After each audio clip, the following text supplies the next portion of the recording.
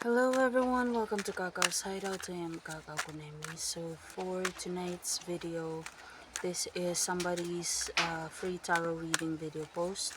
So if you have been tagged, this one's for you. However, this can also or may also resonate with people who are born under the sign of Sagittarius. So if you are a Sagittarius sun, moon, and rising, or Venus, I'm hearing there must be something that you need to focus on, especially priorities. If you're done sorting out your priorities na, kasi pagka ganyan, hindi mo alam kung anong uunahin sa dapat mong i-multitask. If upright, that means you already know kung ano yung priorities na for you. And among all of the obligations, which are the ones that can be passed to somebody else para gumaan naman yung load mo. Now, bottom of the deck is Eight of Swords. Maybe you weren't originally confident na humindi sa mga umaasa sa'yo. Especially if you're the heavy hitter of the family or pwede rin sa workplace. Kapag ka may busy sila masyado, parang kay Sagittarius mo na ipasa yan. Parang ganon. Pero kung tutuusin, hindi mo naman talaga toka yun. So, learn, or maybe in the next 30 days, you will have the confidence to say no. Na pagka merong, ipapasa sa'yo ng trabaho, na obligations, parang final na. This time, hindi na muna. Huwag nyo na muna akong guluhin. Now, what you need to focus on is the Hierophant reversed. Yung mga may pinangako sa'yo na hindi tumupad.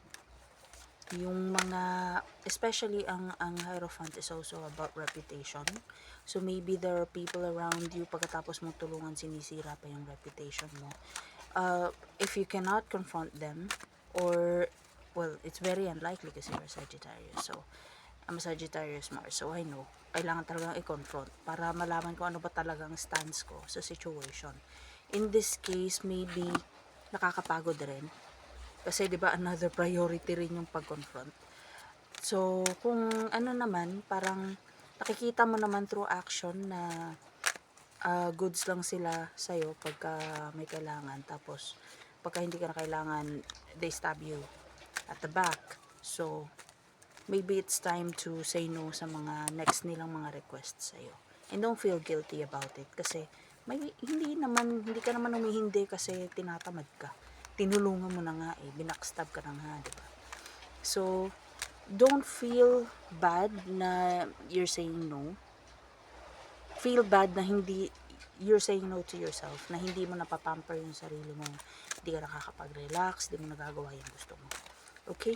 And if you're going to do that, possible outcome, Wheel of Fortune, there will be changes in your situation. Bottom of the deck, Three of Swords. This will be disappointing sa mga taong umaasa sa'yo. Pero, kung na-disappoint sila, parang tabla lang yun. Ba't ikaw hindi ka ba na-disappoint? Diba? So, parang don't feel guilty, especially if yung madi-disappoint is yung masyadong umaasa sa'yo. Okay?